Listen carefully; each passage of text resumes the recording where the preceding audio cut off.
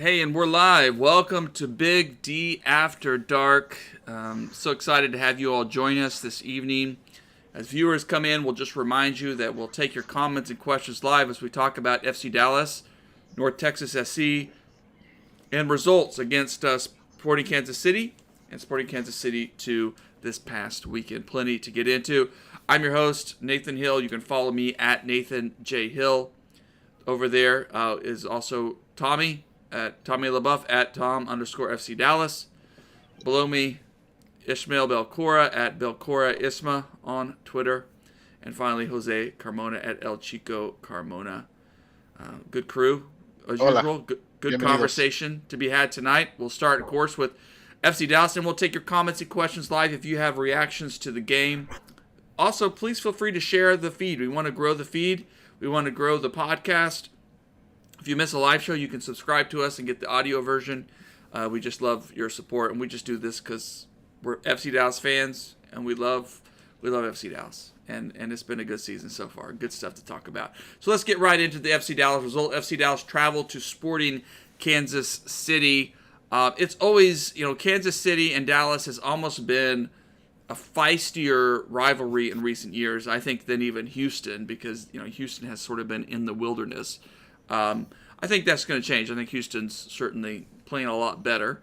But it's always been an interesting, emotional, physical, feisty match. There's always been some sort of controversy. We talked, I think last week, we mentioned the dark arts, or someone mentioned the dark arts about, sort of stalling for time and those kinds of things. But we certainly had an entertaining, if a bit chippy match on Saturday as FC Dallas battled to a 2-2 draw, went up 2-1, and seemed to really be in control until Brandon Cervania came in as a substitute. 2 yellow cards within like 6 minutes, and out. Early shower for the midfielder.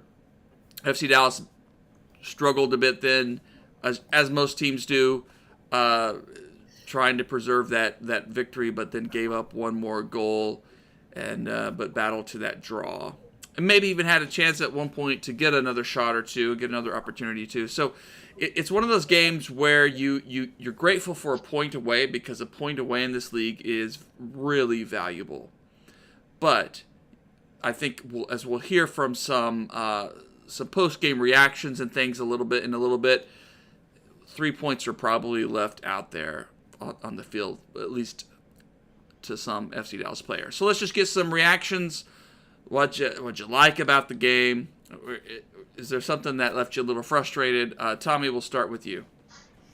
Yeah, I guess Brandon getting the 2 fouls up 2-1, not closing out the game was very disappointing. It's not something that you would think would happen under the coaching that we've seen under Nico this year. I mean, coaching's been solid. You would think that that would not happen, but again, I mean, it's the second time this year we've had fouls in the box that were penalty because someone was late or too over aggressive in the box.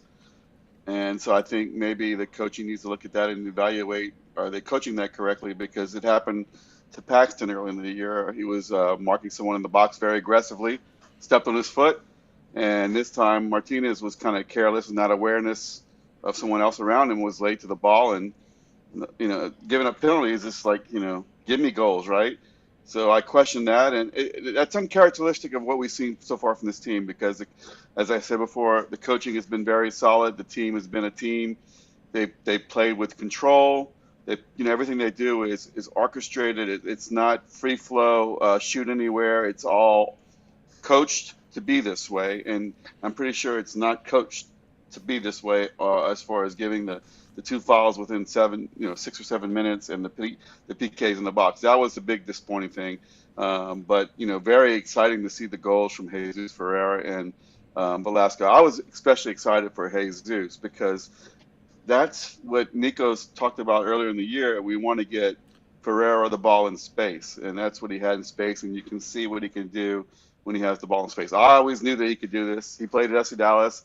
The coaches that my daughters played for, they have kids that played with Jesus, and they always said the guy's a stud, and that was great to see. Yeah, two great goals for FC Dallas. I mean, these were Velasco, a spectacular goal. It's why we paid big bucks for the guy. Hopefully, he does more of that. But yeah, Jesus also with just an incredible goal. And Ismail, we're gonna go to you next. But like our buddy Todd Chatterley is already poking the bear that Paxton I was mean, tracking back after Tumasi mistake on that second goal. I think. if we're going to be placing blame on that second goal, it really isn't on Tumasi. It's probably on Paxton because the commitment, well, no matter the positioning. I mean, if you have a, if you have a, if you take up the positioning of another player, which Paxton did for Tumasi there, you have to be smart with your decision making. And there, that slide tackle was very rash. But like that's just me responding to Todd. My opinions of the game, I think. So I actually disagree a bit with Tom that this team has shown a lot that it's very aggressive. This team, I mean, especially on the road, they get stuck in a ton. And I mean, that's shown by the fact that I think in the last 2 3 road games, Faku got a yellow card in each of those games. Something like that. It's not, I don't think that's 100% true. He gets those fouls, he gets those yellows. That's the type of team that Nico wants to play on the road. And I think in this game, they got really unlucky with a ref that made a ton of calls in the favor of Sporting Kansas City, to be put it lightly. The PK was soft. The second yellow on Cerveno was preceded by a foul on Velasco. Russell didn't get his second yellow. So, I mean, there's a lot of things. I think the main thing, though, to take away from this game is there are a couple of players that are starting to underperform when they really shouldn't, and they should really be stepping up. And I think uh, my opinion of Areola has diminished a bit. My opinion of uh, Tumasi has diminished a bit. My opinion of Tafari has diminished a bit because as we're now into, I think this is the ninth game of the season. Uh, this is no longer the start of the season or like basically preseason as we called it back in March.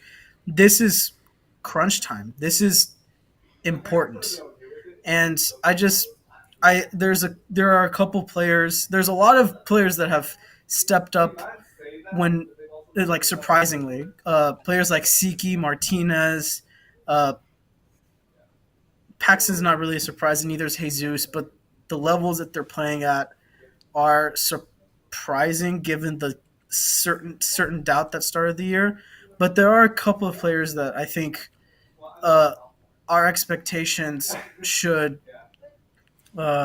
start to like weigh in on our thoughts of their season so far. As we're watching the highlights here, some of those moments, and we'll come back to that, Ishmael. I'm a little bit floored that yeah, you've seen Tumasi's performances diminish a little bit. I think we're going to touch upon that. All right, Jose, you just give us your reaction to the match. Well, I don't want to overreact to it. Honestly, you take away that red card, and we wouldn't really be having some of these conversations about who's underperforming and whatnot. I thought the team was uh, doing as well as you can do on the road, much better than they've looked in any of the previous road matches. Uh, and I think we were all feeling pretty good up until that red card, in all honesty. And then you have to give credit to the team to battle uh, with as much time as Sporting Kansas City had to work with. I mean, that's a long time, and we've seen previous FC Dallas teams crumble and allow a multitude of goals.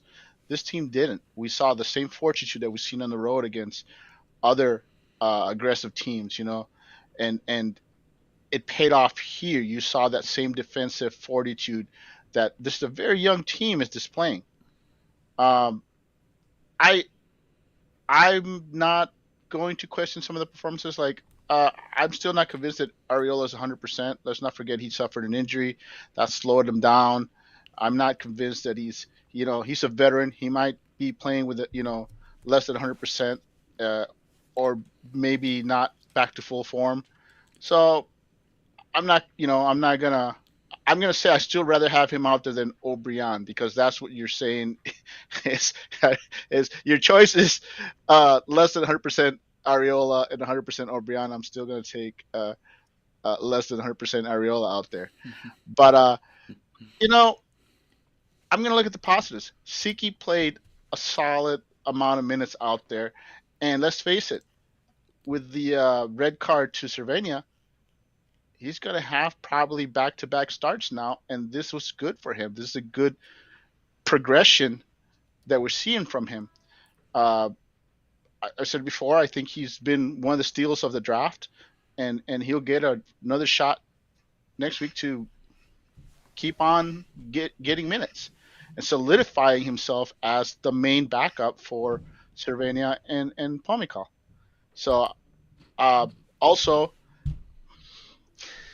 Quinones, he amusing to see him come in on the right side, uh, but it goes to show you that whoever isn't starting on the right side between Tuamasi and Nanu, which by the way I think all that Tuamasi's performance does is basically open the door for Nanu to get back in there, and I think this is going to be an ongoing battle between those two for well into it. Mm-hmm. If well, at least for the next 10 matches or so, one of these two is going to have to step up and make it theirs. And I think they both have different issues. So I think that's just an ongoing battle. And I think you see why they brought in Nanu, because Tuamasi is solid, but he has his games where teams can game plan against him and try to pick on him because of his youth and inexperience. But I think we also saw that whichever one of them is not starting at right back is your backup at left back. Your number one backup at left back is whichever one of those two is not starting.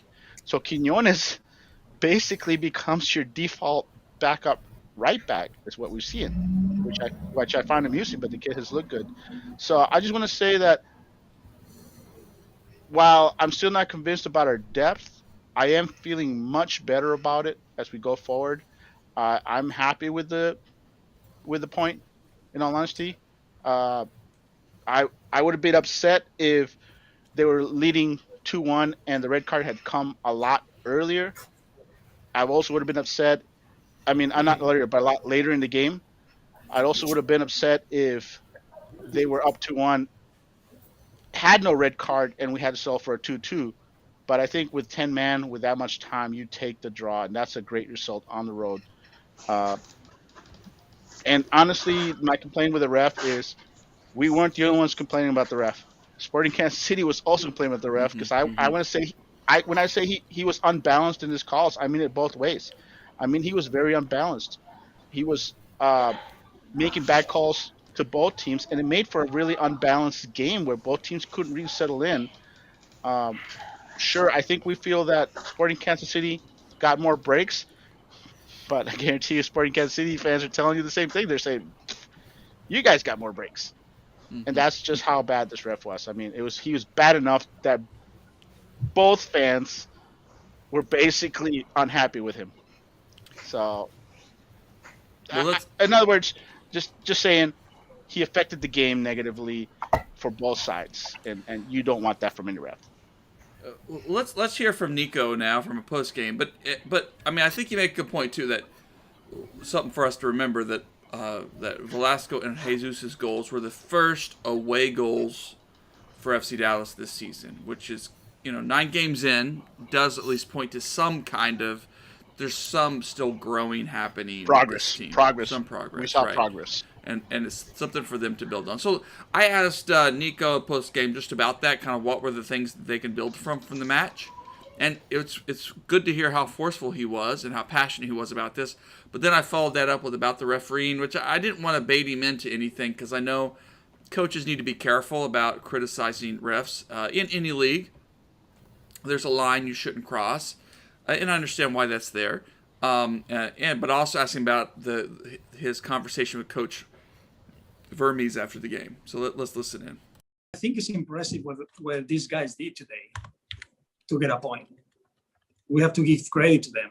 It's not easy with all the adversities we had today against us to respond as we did it. And credit for them. Real credit, real proud of them.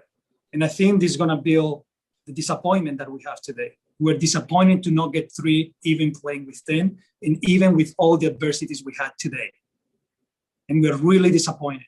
But we want to use this energy to be focused on Monday and prepare, as always, the best we can, the game against Seattle, and keep showing the league that we respond to anyone. My last question, this was a feisty match, lots of cards, very physical, but that's kind of FC Dallas, Sporting Kansas City. We have a history of that, in these matches. So it is addressing the number of cards. Is that something that you'll do with the guys? You'll talk about this week and look at that, or was this the way the ref called the game? And then kind of as part of that, is that what you and Vermes discussed after the match at the final whistle? You two kind of were walking together, talking, having a spirited conversation. Were you talking about the refereeing? Well, I don't think it was like this type of match that was that difficult and that aggressive to show that amount of cards, to be honest. I think it was a soccer game, simple as that. I think it could be controlled easy from my side. It's a bunch of guys that just want to play soccer and do their best. And I didn't see other thing. I saw a normal game. If the referee saw in a different way, it's his vision and he's the judge of the game. But I think is something that we have to start knowing that this can happen when we play away, and that's it. And we have to deal with that. We said what I said when I had my press conference in December, that we don't look for excuses and we just respond to anything that happened on the field. And this time we respond very well to a lot of adversities that we had. And then with Peter, he's a great guy. I met him before when we played with the national team. He's a coach that has so many years, so much experience. He has done a lot of great things for the MLS, and just chatting about the game, and of course, for sure the referee was in the middle of the conversation. It was just a natural conversation and analyzing things. Nico's passion there, you could see his frustration, sure, but also pride, I think, in the way the guys battled. I just found, it was a very polite way to say this was a soccer game. It was a soccer game, and the referee may have seen something different, but Nico saw. I love his choice of words. Yeah. That's his media training coming to the front. He basically said what he had to say cryptically without offending the league or anything like that, without stepping on any toes. Yeah.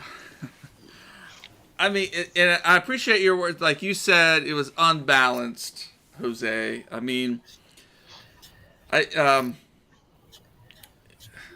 it's hard. I was a soccer referee for many years. We call this affecting the game, affecting the outcome. When you choose one foul to call a yellow card, when Russell can just maul Velasco and just get no card, it would have been his second yellow, and then Velasco getting fouled right before Cervena got his second yellow, right? It just you just shake your head like, seriously?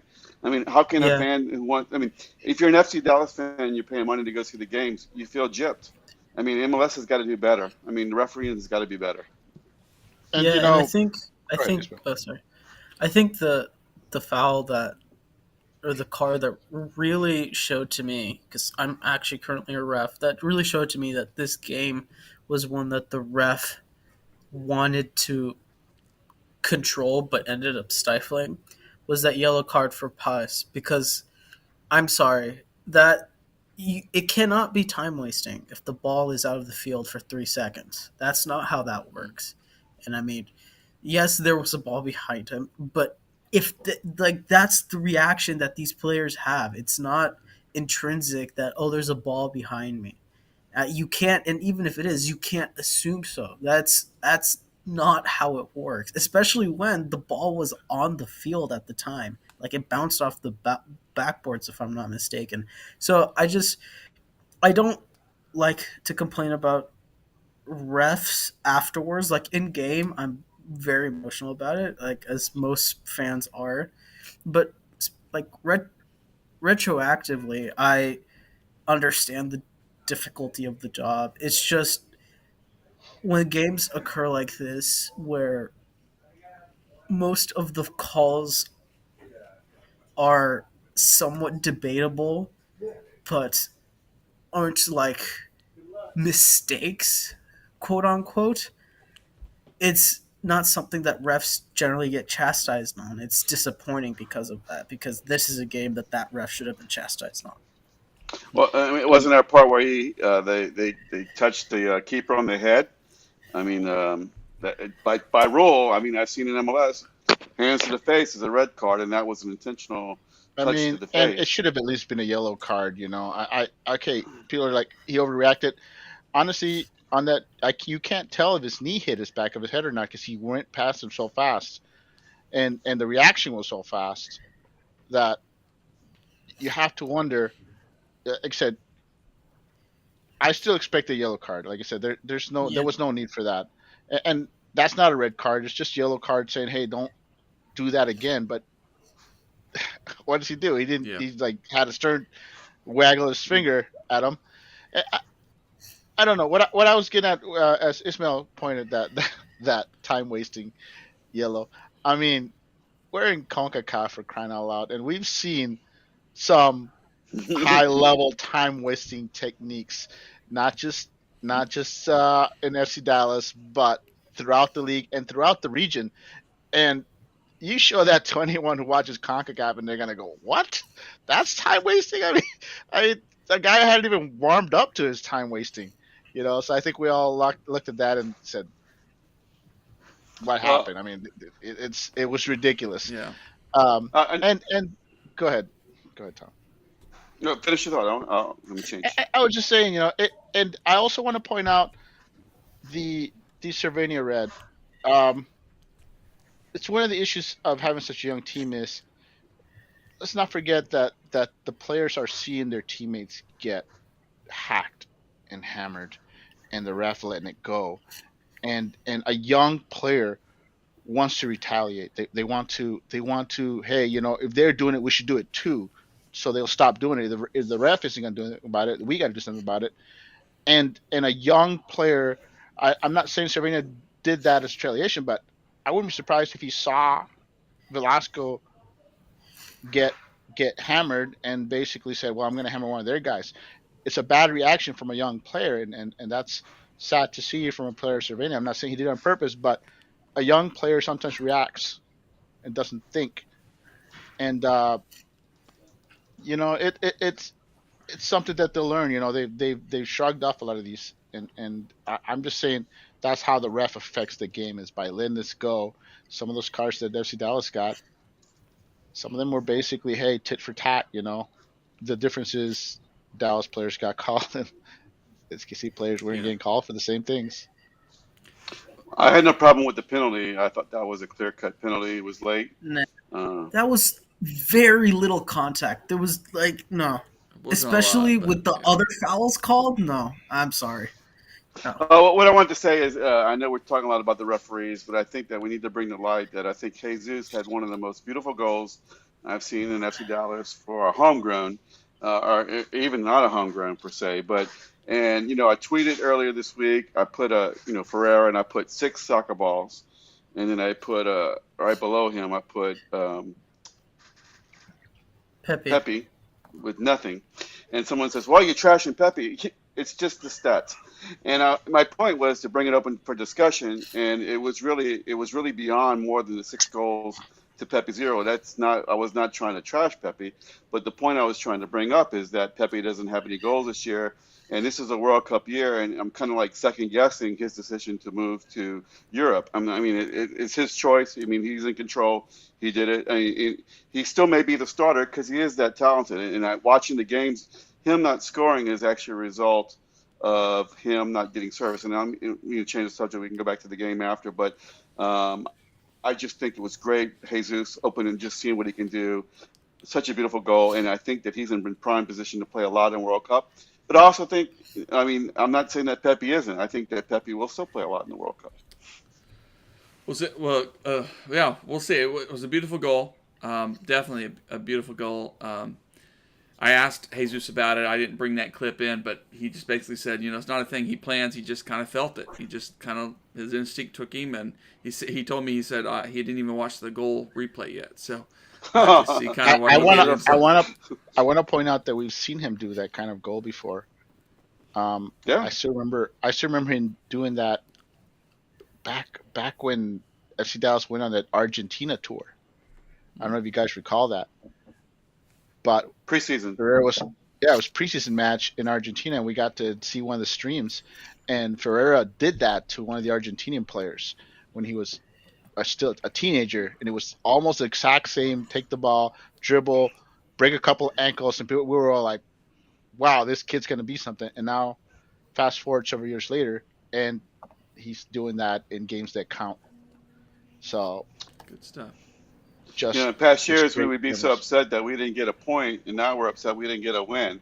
I mean, I think that's just how much the team is doing well this year. I mean, we should have gotten 3 points Saturday. I want to address Michael's Michael's statement about the substitutions, and I think this has been a theme with Nico so far, is that he and if he's being stubborn and he just believes in the guys on the field, I get it. But yet, there are points you were like, man, let's bring in some fresh legs, right? Yeah, I think like you're saying, I think he was showing faith to the players that were on the field because they were playing well, and he didn't want to. Some coaches are like, hey, it's working, let's not change anything. And I think Kansas City hasn't scored a lot of goals, right? We all agree that he should have subbed in earlier. I'm not defending him from that. I'm just saying it could be just him. Coaches have their favorites, and he may have been happy with the way the team was performing up to that time, and it took that goal to say, hey, you should really make those subs. He should have made the subs earlier. I don't know, man, because just first off, retroactively looking at the games, we've been lauding Nico as a genius for subbing in Siki and Quinones in the Houston game, and we were like, oh, Hara's back when he subbed in Hara in the 80th minute against Nashville. These are very late subs, and this is consistent. Now, again, maybe he has his core, but immediately when a red card is given to a midfielder, when you have a 3-man midfielder and your wingers play high, you may have been comfortable with the status quo beforehand, but that you have to make a sub then and there. And you saw him talking with the coaches immediately when Cervenia got red carded. That's if it was just this time, it's fine. And I think we've been avoiding the conversation because, hey, it's been working technically. I mean, the subs worked against Houston, they worked against Nashville. It's great, right? I mean, Siki late minute hero, but technically they worked here once he actually came in. Yeah, but if this is how his sub patterns are, and they are always later than expected, whether that's a good thing or a bad thing, then I guess I don't know if questions need to be asked, but if that doesn't succeed, then questions do need to be asked. And I mean, so far it's a winning record when he does those subs and changes the game. But I don't know, man. Once Cervenia got red carded, that's when you had to bring Cerrillo in. I don't really think there was a question for that. Mm-hmm. But I'd also want to point out that unlike other coaches, that we've seen recently, there is a lot of player rotation though on the starting lineup. I mean, how many players have started every match for FC Dallas? I think maybe Jesus, Paz, Tommy Well, Call maybe, he tends and to Tommy have Call a pretty standard Martinez. lineup. Martinez. I mean, very and subtle Martinez. changes each So week. that's 4 players that have actually started every match. But Farfan. everybody else, no, Farfan started every single match? I think so. I think. Yeah, that's 5. because he was subbed And then out. He was subbed out once, but he he started was every subbed out match, and I once. think that's the important thing, right? Because that means that it's not just 11 players. He's got Yeah. like 15, 16. So if you have those 15, 16, subbing them to like change the pace of the match or like do like a quick tactical change, that's what he's been doing. But he's been doing that really late because I think his mindset is like he prepares a lot during the week, and like he's trying to like change the team during the week in accordance to the team he's playing. But I mean, like Colorado is a good example. I mean, I think again we won that game, but that first half was like they dominated, and we got a goal with a wonder goal, and then a quick 10-minute press.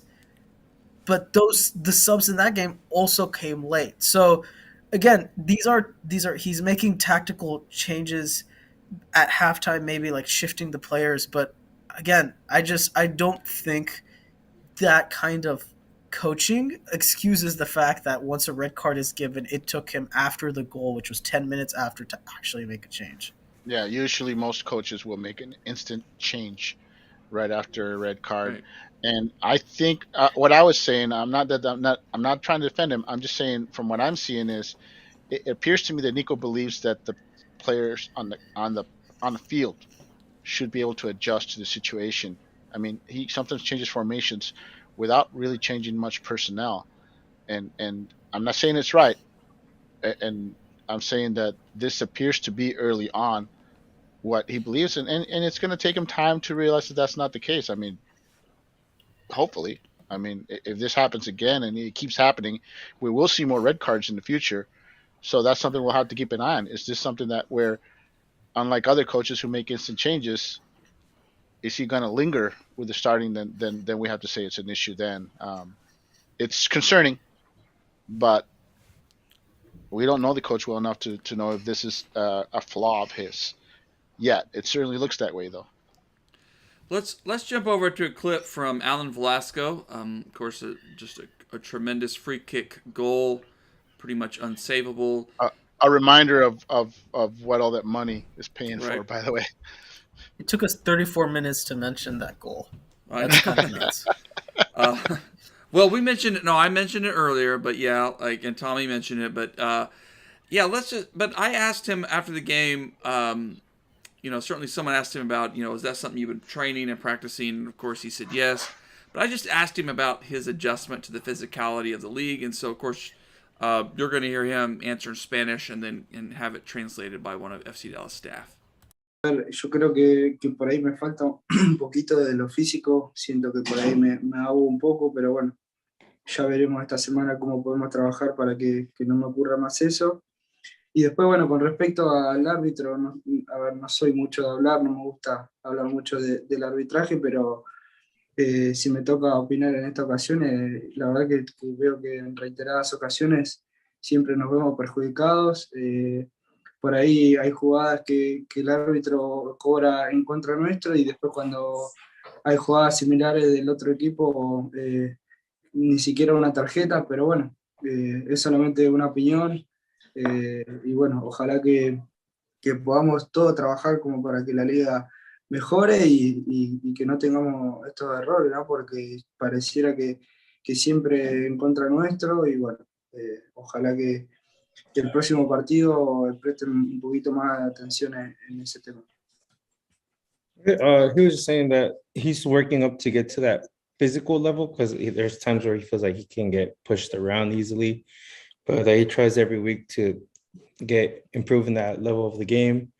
And he was just saying how the game was just awful. I mean, the ref decision making was not the best for both teams, but there was times where they felt like it could have gone either way, but they were the ones that ended up getting affected the most, it felt like, but they prefer not to speak about it much and not opinion on it as much, as they just focus on working during the week and improving and showing that they can play anywhere they go.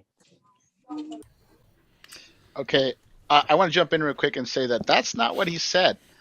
That's not No, what he that's said. not what he Raul said. basically No. cleaned it up. But what he said is we're watching the refs uh basically going against us and Yeah. making calls against us, and they were watching the same exact fouls being made by the other team, and they're not going against them. So we feel like we're being picked on, and it affects our play because we have to Yeah. adjust to the fact that they're essentially targeting us. And he's saying that this is something he has to learn to adjust to, and hope that the league steps in and says, hey, this was a little, so he was criticizing the referee. He's saying basically what we've been saying. That's what he said. Go I'm in ahead. total Yeah. agreement with. I mean, the proof is in Yeah. the pudding. But that's what he said. Raul just Yeah, cleaned it and up. he But also said at the end. Yeah, he also said at the end that he hopes the league improves in this regard. It was like a yes, generalization. So it, I mean, the translator was very kind about that, just trying this to yeah, I smooth it think over. this would have been, if he had said it in English, it probably would have been like a fine. I mean, that's basically, he wasn't mixing any words. He was just being direct and calm and said it matter of factly. And if he was saying it in English, I guarantee you the league would probably be throwing a Yeah, fine his way.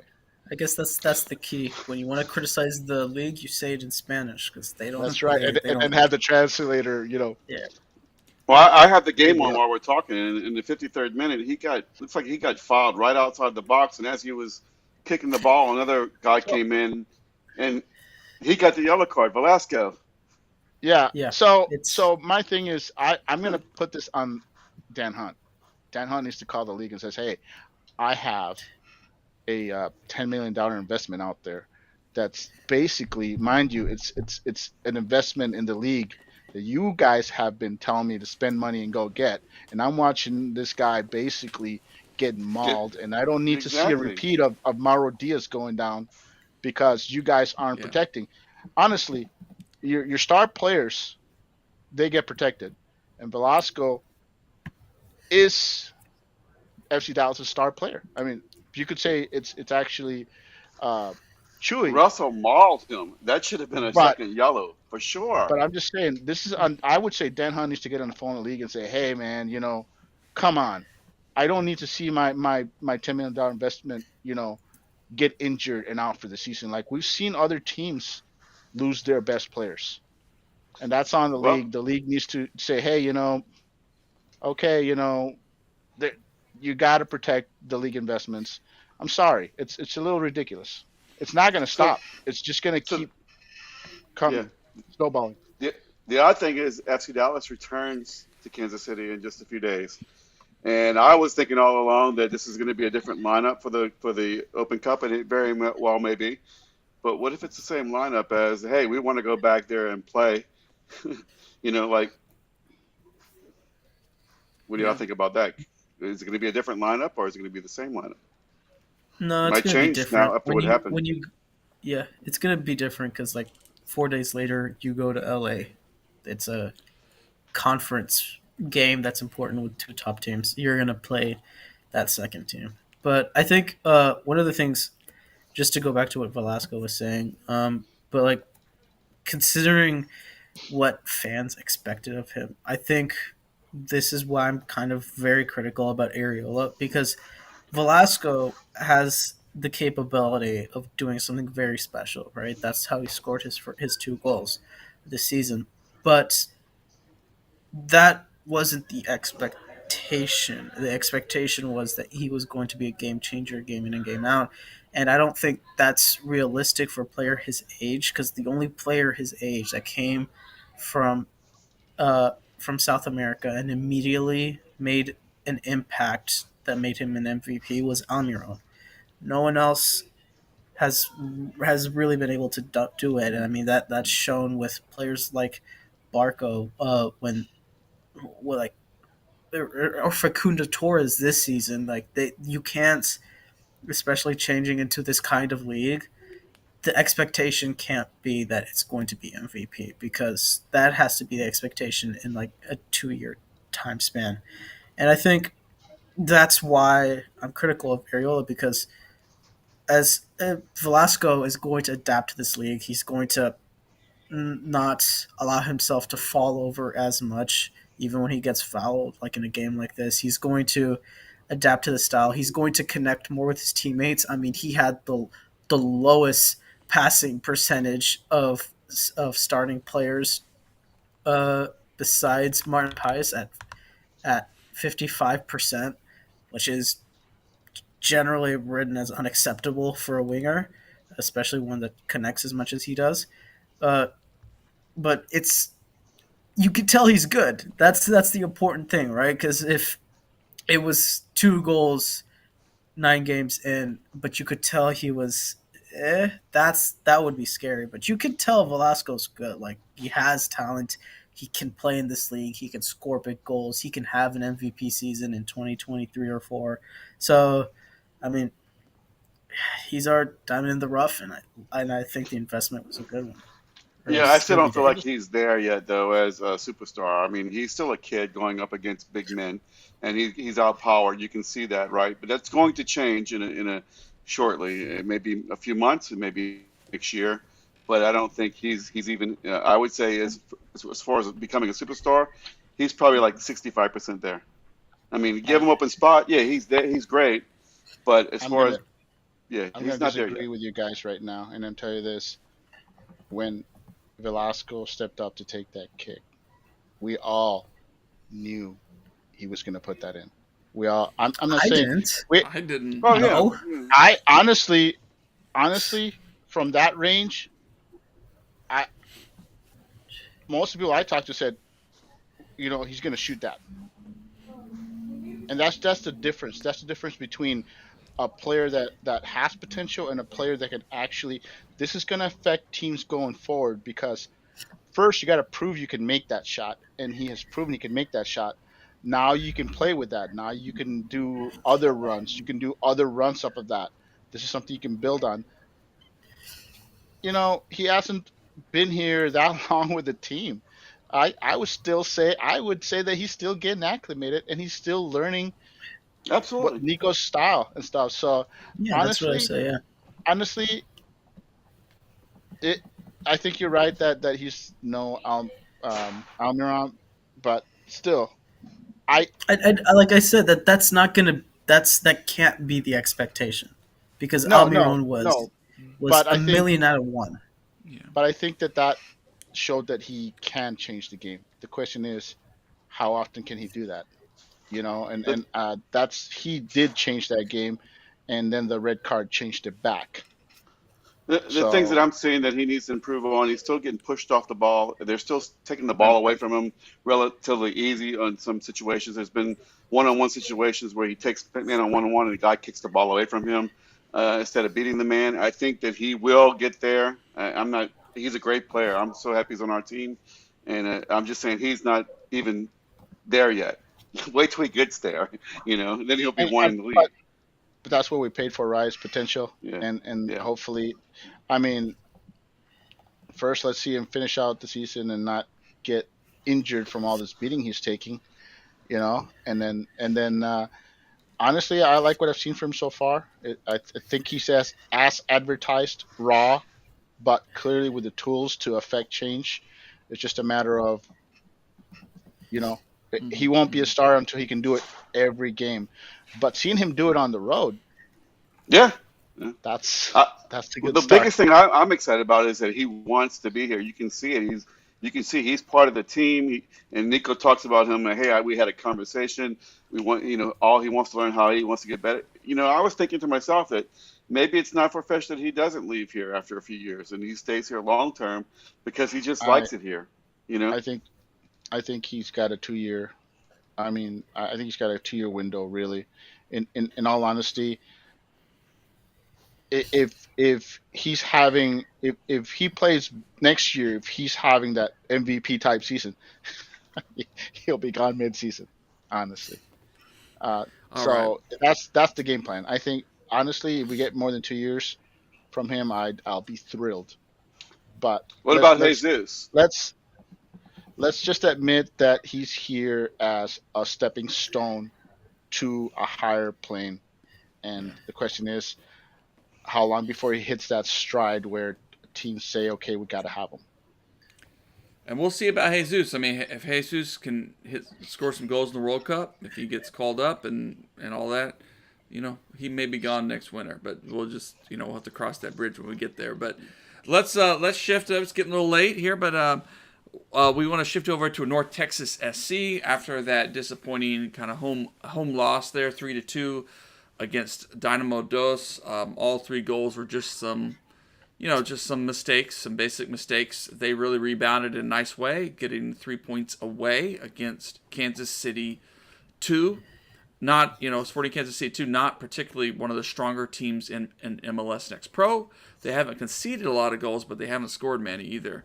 And North Texas was able to take care of business, going up 1-0, and then getting the benefit of the red card when SKC really bad tackle by a SKC II player and were able to kind of add another goal.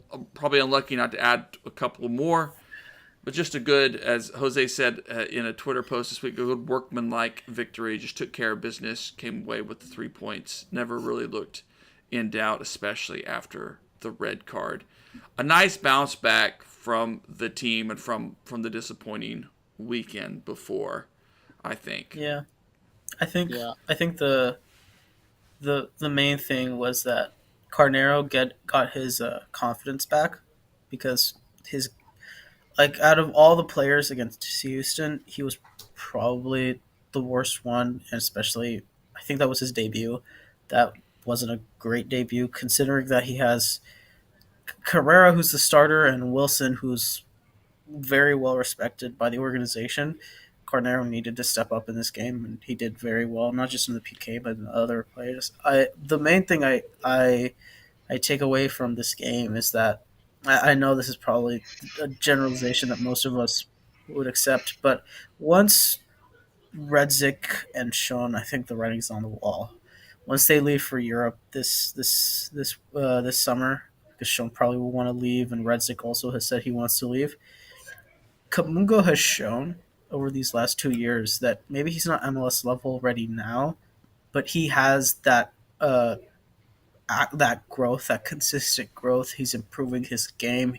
Last year he was kind of Obrion type, where it was just sticking to the wings.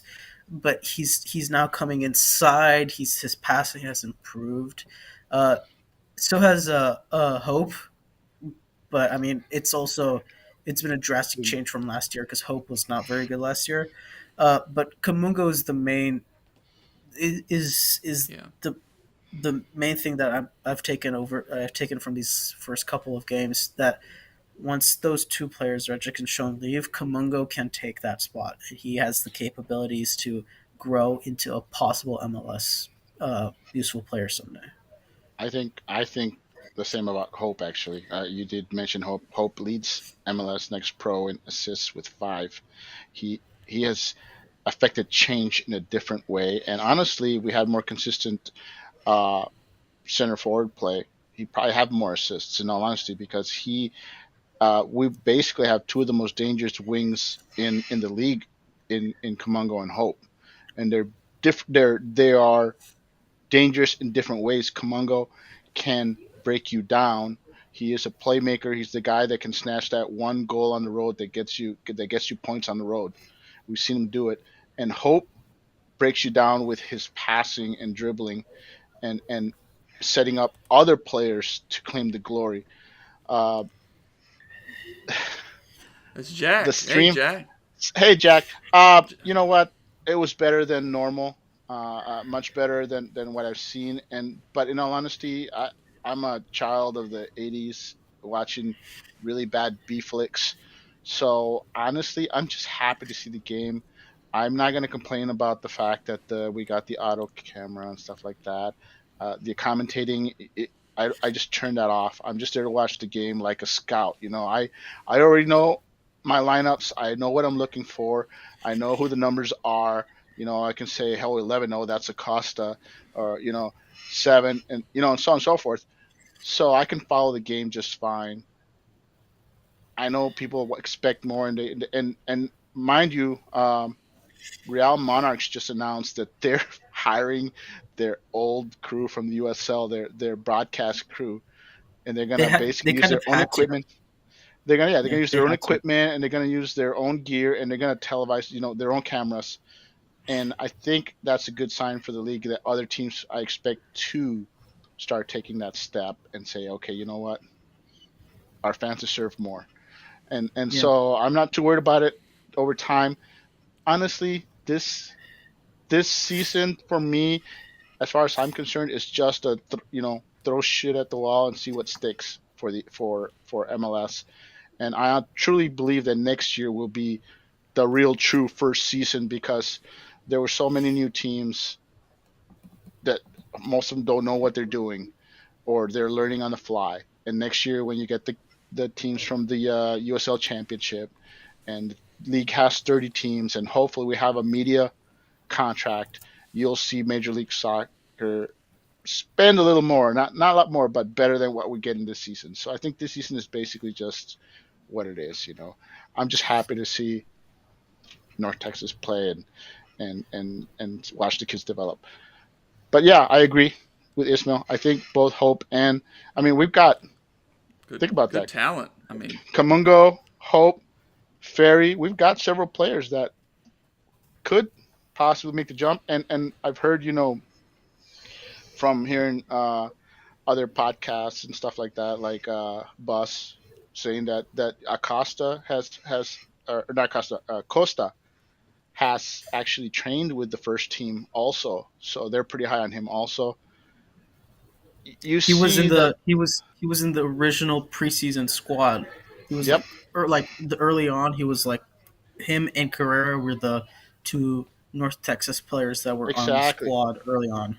Well, he was on there, and we weren't certain if he was trying out for FC Dallas or for North Texas, so they liked him enough. He's a kid that used to be a former youth national, so he has talent. And Ferry, former youth national. They signed Pope, who's a former youth national, and so on and so forth. So there's some talent on that team.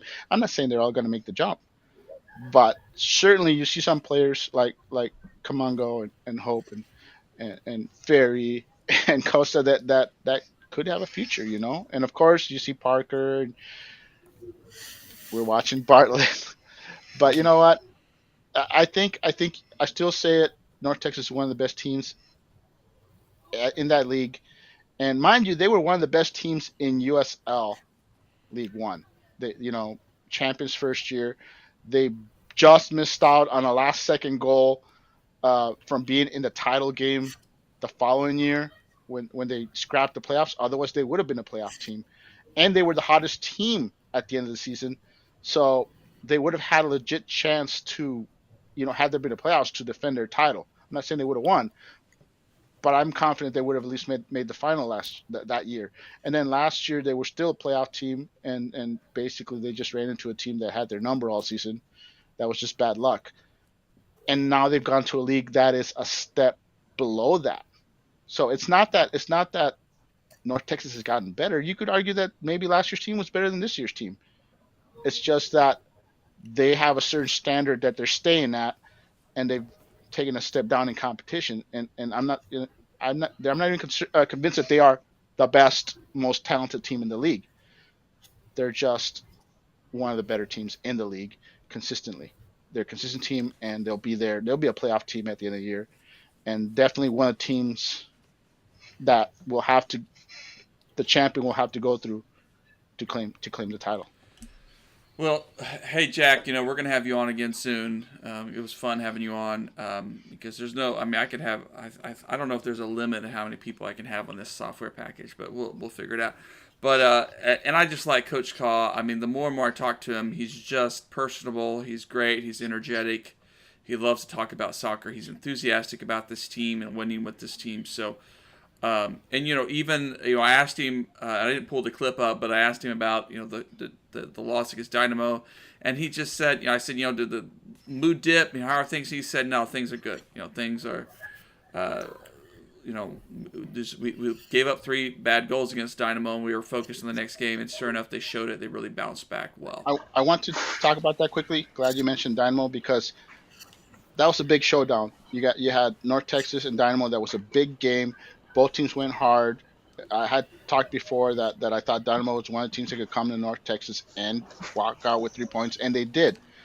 But go a week later, and you saw you saw the subdued, very professional play of North Texas, where they didn't lose their calm.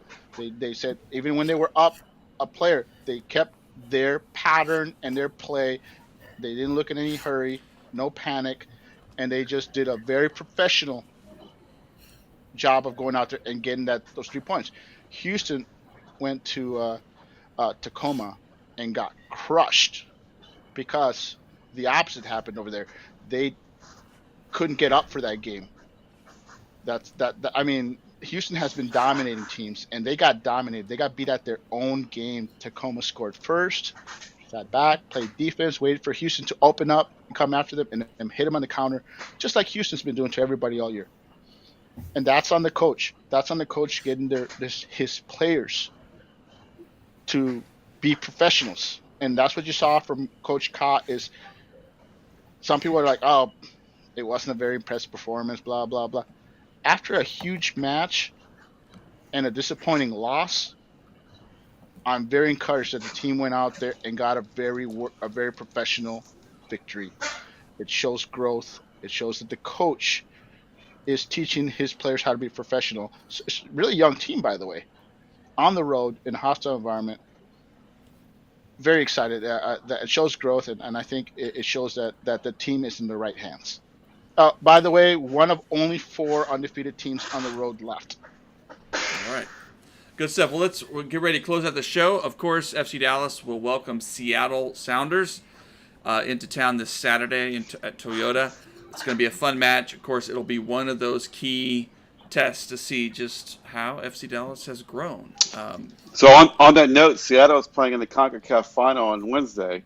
And there's no away goal. So if they're tied at the end of the regulation, they play an extra 30 minutes, 2 15-minute halves. So on Wednesday, I'm rooting for Seattle to win in PKs after that 30 minutes. So when they come to Dallas, they can get another game right away. So also worth noting now that Cervania is suspended for this game, Siki will probably start, but that also means there's a spot on the bench, and we might have Thomas Roberts come back. He's been in training for over a week now. That will be exciting because we all love Roberts. Oh, yeah. The fact that Nico is so high on him, he in the press conferences in the last week, tells me that it's not just he's back on loan, whatever. It's that he's actually planning on using him as in a significant role. Yeah, I'm still shocked we haven't seen Sean in MLS this year, and I know that we also have the U.S. Open Cup coming. So I don't know if we're going to see Sean. He may be saving him for that game. Well, we did see him. We did see him in the last U.S. Open game, but yeah, not in MLS. And he looked good, he looked good. Yeah, and let's see him get an extended run in U.S. Open Cup, and maybe he, sure, get some minutes going forward. Yeah, a lot of question marks. I mean, it's one of those questions that kind of what is the best scenario for Seattle? We want, but I think even if Seattle takes care of their business in 90 minutes, they will have celebrated. Like they're going to be a squad that's still gonna. They're going to come to Dallas. They're going to rotate. The results are there, and even if they don't, Dallas should handle business at home.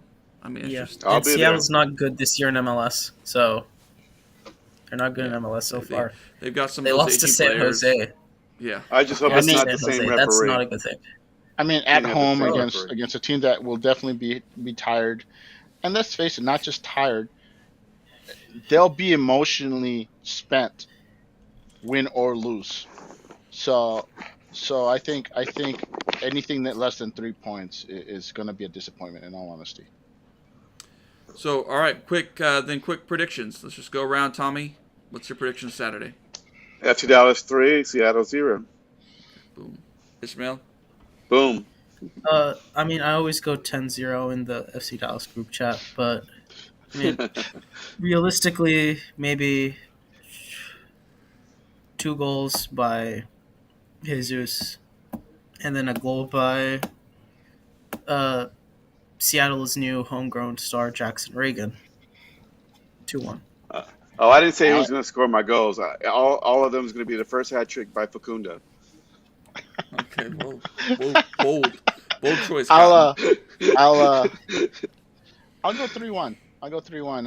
I think it's gonna be 2-1 late, and I think Dallas will just get a late goal with Seattle pressing to try to get the equalizer, and they'll just give up a counter. But it's Seattle, so I expect a tough match, and I don't think the game. I expect Dallas to win, but I don't think it'll be resolved till the second half. So that's my expectation. Also, I want to point out that North Texas plays Tacoma, who just crushed Houston 4-1. So a very dangerous team, very capable of coming. One of the other teams that I said is capable of coming to North Texas and walking out with 3 points, because they play like 6 senior team players on their roster. I don't know if they'll travel that many on the road, but I won't hold it past them, especially since we'll be playing Seattle. I'll be watching the roster and the subs on Saturday, because I think it also plays into the following game. So we'll see how Nico prepares in the lineup. Good stuff. Yeah. North Texas is not going to get any senior help.